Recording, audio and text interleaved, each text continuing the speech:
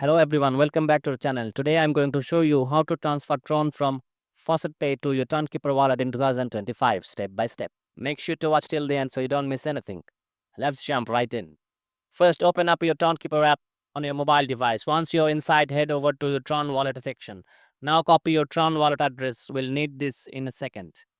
Next, open Faucetpay and log into your account. From the dashboard, click on Overview.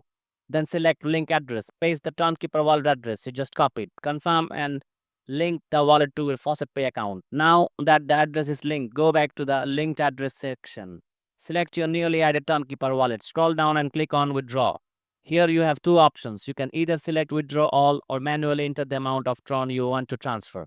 Once you have entered the amount, click the Withdraw button. And that's it. You have successfully transferred Tron from Faucetpay to your Tonkeeper wallet. If this video found you helpful, don't forget to like and subscribe for more tech tutorials. Thanks for watching, and I'll see you in the next one as always.